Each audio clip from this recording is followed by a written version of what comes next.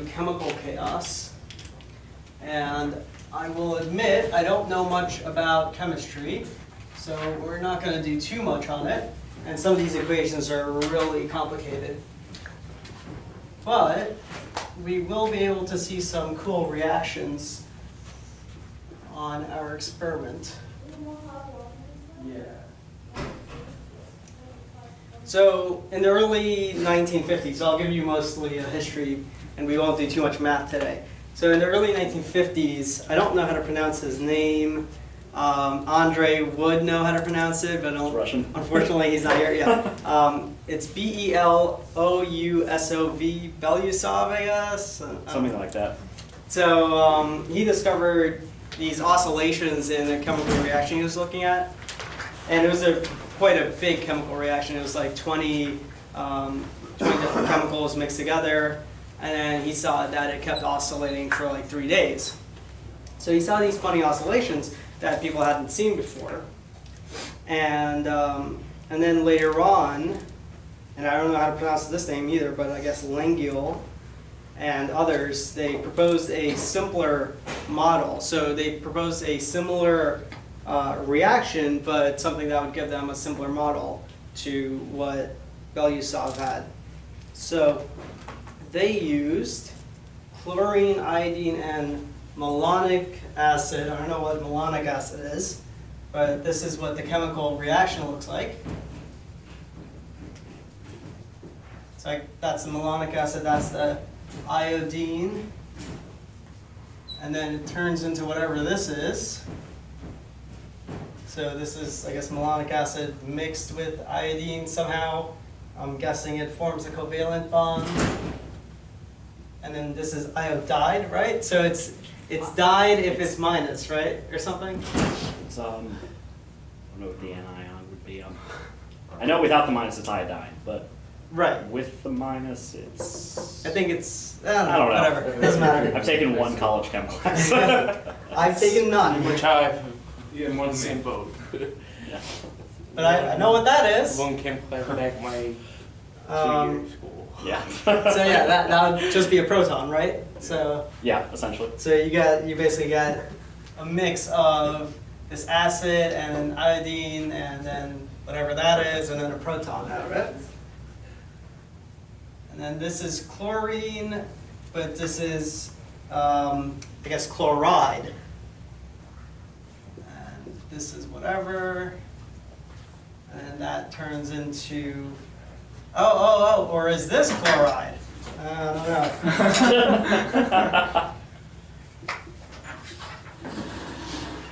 So that turns into that. So Dennis, do you remember? Oh, Dennis is not here. Okay. Well, okay. I'll ask you. Do you remember any of your chemistry? I never really took chemistry. Okay. Yeah.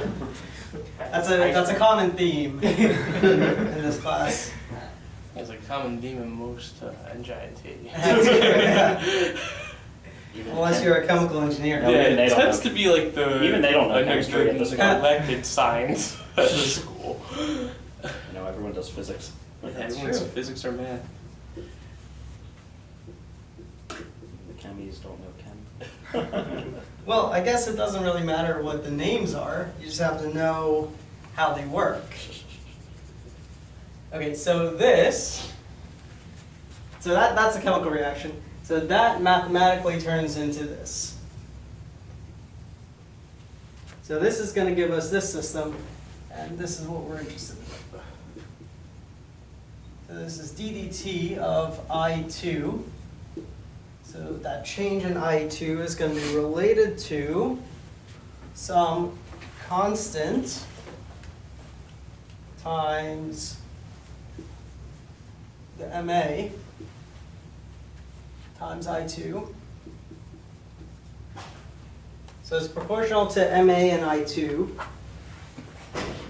But then we get some constant plus this I2. And for the second one, we're going to get this. So this is ddt of ClO2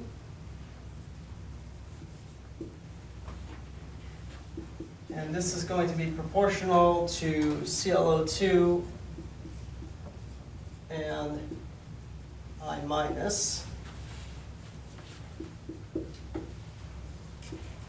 Let me number these as well. This is 1, this is 2. And our final one is going to be like this. ddt of ClO2 minus is going to be minus K3A times ClO2 minus times I minus times H plus minus K3B of ClO2 minus times I2 times I obviously don't need the 1 there. And this is all in Strogat's book too. Over U plus I minus squared. So that's the entire system they get out of this chemical reaction. But obviously this is still too complicated to look at. So they looked at it numerically, but it's still too complicated analytically to look at. So then, I don't know who did this, let's see. Okay, so actually they went ahead and studied this further. So Lengyel later observed that the Ma, I2, and ClO2 react very slowly compared to the I minus and ClO2 minus. So that way they could simplify it quite a bit because a lot of it would just go into the slow time domain. So they're not going to be as important. So then they get this very simple system. So then they get, so after simplifications,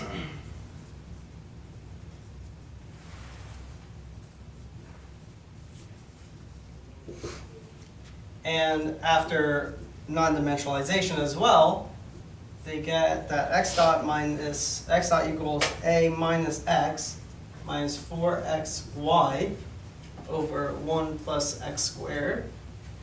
And y dot is going to equal bx times 1 minus y over 1 plus x squared. So this we can deal with. This is a bit more of what we're used to. And we can do some analysis on this. I'm not going to do the analysis on the board. Strogatz has it in his book, but let me just tell you guys exactly what it is, if I can find it. So this is what they get. So they get null Kleins that look like this. So one null Klein is going to look like that, and another null Klein is going to look like this. Something like that. So that's what the null Kleins are going to look like. And this is the Y null Klein, and this is the X null Klein. So we're going to get something like that. So we can see that it seems like a periodic orbit is going to start, and we can prove it somehow. But before we talk about that, does anyone know what this looks like, or does anyone know of a similar sort of setup? Anyone that took 473?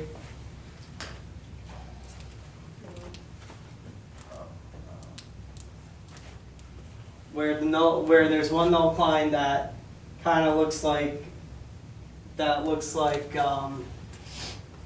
this almost, or rather Was that Lorenz? like this, and then there's a line going through, something like that. I don't think I'm drawing it properly, but. So it's an electrical system. It comes from some sort of electrical oscillator. And he's Dutch. His name start with H? Nah. Vanderpool? Did you guys do the We Vanderpool could do oscillator? Vanderpool. Very briefly. It was Okay, yeah, so- I haven't seen it, but I've heard of it.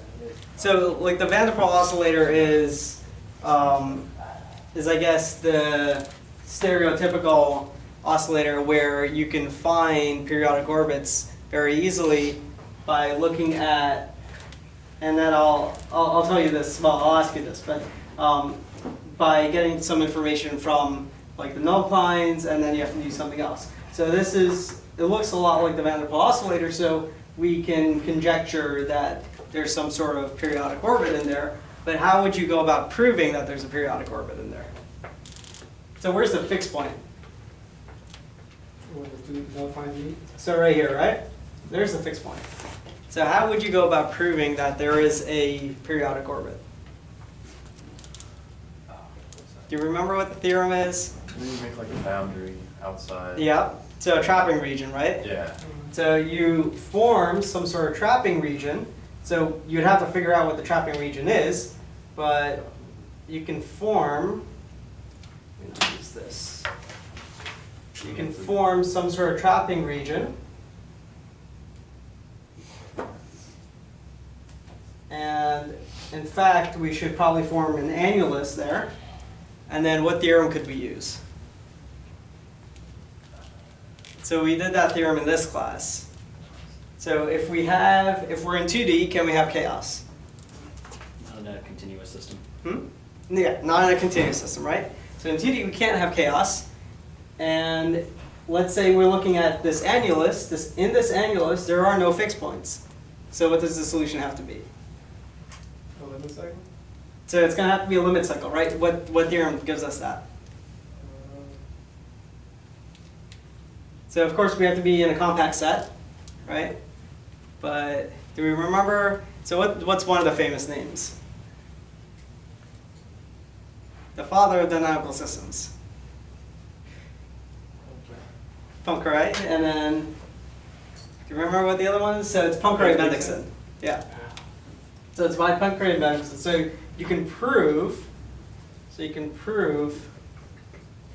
A periodic orbit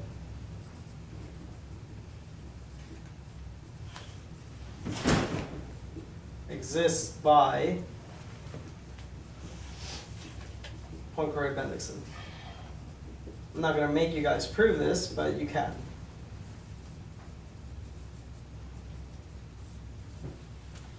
So it's just by Poincaré-Bendixson that you can prove that there is a periodic orbit there. And that's basically what we do for the Vanderpool oscillator as well. So it's very similar. It gives us this Vanderpool field. So it's a very stereotypical oscillator. It acts like any other oscillator would. So that's really with Bellew sub, that's the first time they saw a chemical oscillator. They didn't think that it would be possible to make a chemical oscillator before. But now, since they saw it, so let me tell you something else actually about this. So we're actually going to get a Hopf bifurcation here. So we didn't talk much about Hopf bifurcations, but what that is it bifurcates. So after you vary a parameter, that fixed point is going to become unstable or stable depending on the stability of this. So if it's stable, it's going to become unstable, and then it's going to go into a stable limit cycle. So that's a Hopf bifurcation.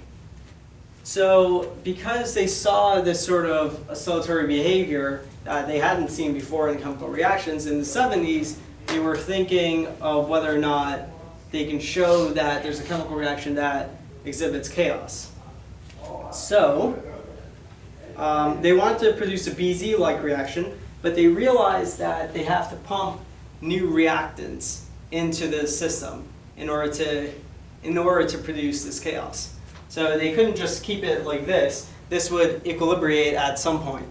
But if they keep pumping chemicals into it, then it might give you some chaotic dynamics. So that's what they did. So they took the BZ reaction, they started pumping, like they continuously flowed reactants in there, and they also stirred it up as well. So they had a stir and they continued to flow reactants, and it was by, I guess, Rouge. My French is awful. R-O-U-S. What's that? How do you pronounce that? R-O-U-S? Yeah. Rouge, I guess. It's not exactly It'd probably be more like, oh, it's not exactly. maybe not exactly. I assumed it was French, but Rousset? yeah, it might not be. Okay. Does it have an accent over the E? You're saying? I don't know. I'm not sure. But yeah, anyway, that group did the chemical chaos stuff, but they were only able to measure one time series. So they were able to measure the time series for the bromide ion, but they weren't able to get all the other measurements because there's just so many things to measure. So I'll give you what that time series is.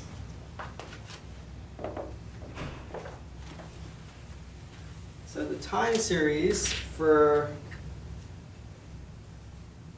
the work these guys did looks like Oh, this.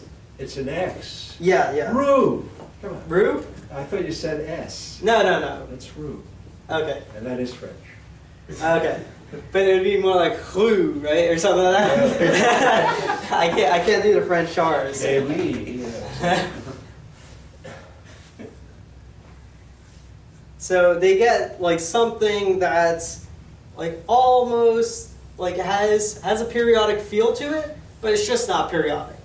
So they get something like this. So it has like it seems like, you know, it might look periodic, but they see that it's really not periodic at all. But this is the only piece of information they had. They had the time series. So this is time, and this is concentration of bromide, and that's really the only thing they had. So by taking this and using this fancy data analysis technique called attractor reconstruction, they actually took this and developed an attractor from that. So they got a strange attractor just by looking at this time series. So what they did was they produced a phase plane using this time series, and then assuming that the other concentrations are going to be dependent on the concentration of the bromide. So they basically constructed the phase plane for it, or the phase space, I should say, although they didn't have all the information. And they could do that because in phase space, the strange attractor is almost two-dimensional. So it's not a fully three-dimensional object, it's almost two-dimensional, so they could use this trick to kind of reconstruct it just from this piece of information. Of course, they would be missing some information from there, and there are only certain times you can use that trick. But they did construct a strange attractor out of that. So, I mean, these things are a bit too difficult to look at analytically because there are like 20 different chemicals that go into it. But we can do experiments and we can kind of see all the chaotic stuff in the experiments itself. So a lot of this is done numerically. There isn't too much analysis for the chemical chaos stuff. So we're just going to have a short lecture then. So that's it for the lecture, and then we can do the experiment. Well, the experiment's going to take some time to do, so. So that'll take most of the class to do. Dangerous chemicals, or are they safe? We're gonna have to wear gloves, yeah. Oh. You don't get any cool white lab coats? Deadly, Nah. deadly fumes. I mean sulfuric acid. So yeah, That could hurt. yeah. So wear gloves and avoid it from hitting your face. My AP Chem teacher was like, oh, you put your finger in, your finger won't come out. But you guys are big kids, so I think you'll be fine. And so